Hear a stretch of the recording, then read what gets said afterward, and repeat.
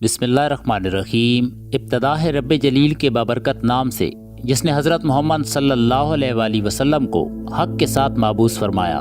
حدیث مبارکہ کی روشنی میں آج یہودیوں نے گونگے درخت یعنی الغرقت کی کاشت انڈیا اور افغانستان میں بھی شروع کرا دی، اور یہ لوگ نہ صرف دوسرے ممالک میں ان گونگے یعنی الغرقت نامی درخت کی کاشت کو پروموٹ کر رہے ہیں، بلکہ سیب گھرکٹ ٹری اور قیمت 10 پاؤنڈ، سیب گھرکٹ ٹی شرٹ 37 پاؤنڈ، سیب گھرکت ہینڈ بیگ اور اس کی بے شمار انگنت چیزوں کو مارکیٹ میں گھرکت نامی درخت کی تصویر لگا کر اسے خوب پروموٹ کیا جا رہا ہے۔ ان چیزوں کی فروخت سے حاصل ہونے والی آمدنی کو بھی گھرکت درخت کی کاشت میں استعمال کیا جائے گا۔ لوگوں کے اندر یہ تاثر دے کر اس درخت کی کاشت کو پھیلایا جا رہا ہے کہ ہم اس درخت کی ختم ہوتی نسل کو بچانے کی خاطر کوشش جاری رکھے ہوئی ہے۔ مگر دوستو، آخر یہ گھرکت درخت ہے کیا؟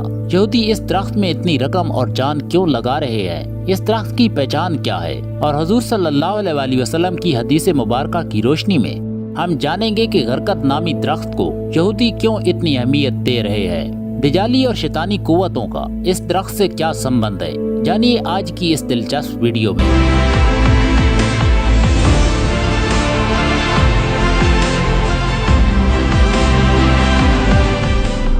ویڈیو کی جانب بڑھنے سے پہلے ہمارے چینل امان وائس کو سبسکرائب کرنا نہ بھولیں۔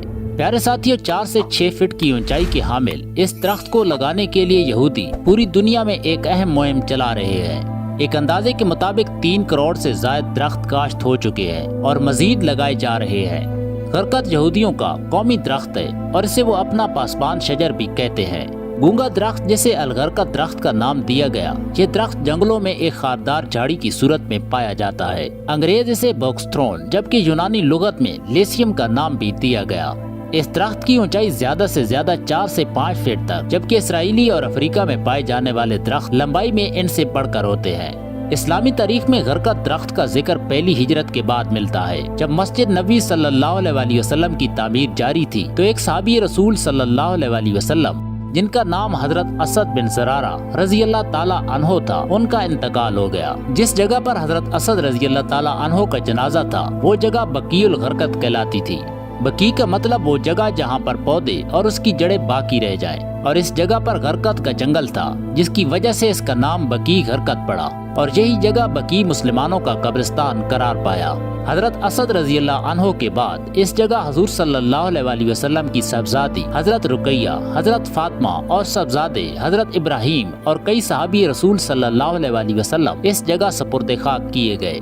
یہودی اس درخت کو آج سے نہیں بلکہ 1400 سال پہلے بھی اس درخت کی پرورش میں لگے۔ جب مسلمانوں نے قلعہ خیبر کو فتح کیا تو وہاں پر یہودیوں نے اس درخت کو لگا رکھا تھا۔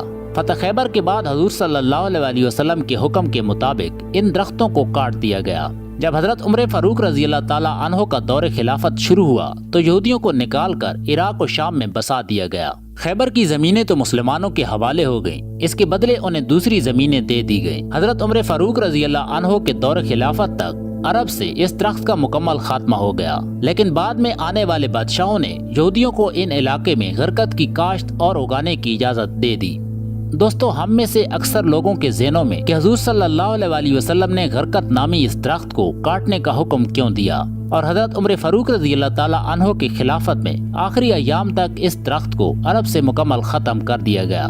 حالانکہ اسلامی احکامات کی روشنی میں دیکھیں تو درخت کو لگانا صدقہ جاریہ قرار دیا گیا، جیسا کہ صحیح بخاری شریف میں بیان ہوا کہ جو شخص بھی کھیتی باڑی کرے یا درخت لگائے اس میں سے پرندے جانور کچھ کھا پی لے تو وہ اس کے لیے صدقہ ہے۔ ایک اور روایت کے مطابق جنگ پر جاتے ہوئے رسول کریم صلی اللہ علیہ وآلہ وسلم نے فرمایا کہ راستے میں آنے والے کسی کھیت یا پیڑ کو نہ کاٹا جائے۔ شجرکاری کے اتنے فضائل کے بعد آخر گھرکت درخت کو کاٹنے کا حکم کیوں دیا گیا؟ دوستو، اصل میں اس درخت کا کردار قیامت سے پہلے ہوگا، جسے یہودی اپنا پاسبان سمجھتے ہیں۔ اس درخت کے بارے حضور صلی اللہ علیہ وآلہ وسلم فرماتے ہیں کہ قیامت قائم نہ ہوگی کہ مسلمان یہودیوں سے جنگ کریں گے، مسلمان انہیں قتل کریں گے، یہاں تک کہ یہودی پتھر یا درخت کے پیچھے چھپنا چاہیں گے۔ پتھر یا درخت کہے گا، اے مسلمان، اے عبداللہ، یہودی میرے پیچھے چھپا ہے، آؤ اور اسے قتل کر دو، سوائے شجر گھرکت کے، کیونکہ وہ یہودیوں کے درختوں میں سے ایک درخت ہے۔ اسی وجہ سے مفسرین کے نزدیک شجر گھرکت کو شجر یہود، دجال کا ساتھی یا گونگے درخت کا نام بھی دیا گیا۔ یہ درخت عیسائیوں کے نزدیک کتابوں میں بالخصوص انجیل میں شیطانی قوتوں کا درخت بھی قرار دیتے ہیں۔ यहाँ पर एक बात की वजाहत करते चले कि यहूदी अपने मजहब से ज्यादा इस्लाम की सच्चाई पर यकीन रखते हैं। उनके मुफस्सिरीन कुरान और हदीस का मुताला करके सबक हासिल करते हैं। तरक्की के जितने भी रास्ते हैं वो इस्लाम से ही हासिल करते हैं।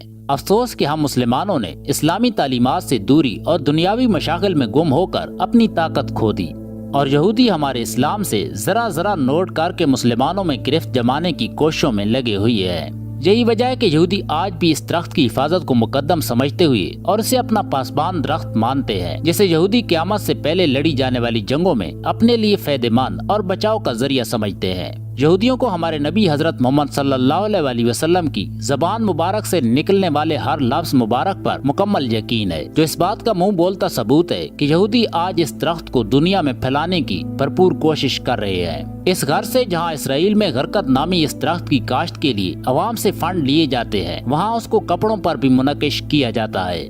जबकि इसराइल के बाद भारत और अफगानिस्तान ऐसे दो मुल्क हैं जो गरकत की पनाह पर यकीन रखते हुए इसकी काश्त करवा रहे हैं। एक रिपोर्ट में इंकशाफ किया गया था कि यहूदियों ने गुलान की पहाड़ी को फतह करने के बाद वहां गरकत की काश्त कर दी, जबकि अफगानिस्तान में भी अपने कदम जमाने के बाद वहां खामोशी से गरकत को काश्त किए जा रहे हैं। इसराइल ने भारत को भी अपने मुल्क की तमाम बंजर अराजी पर गरकत की काश्त करने के लिए कसीर रकूम दी। रखिएगा अपना ढेरों ख्याल। मिलते हैं इंशाल्लाह किसी अगली वीडियो में, तब तक के लिए अल्लाह ने के बाद।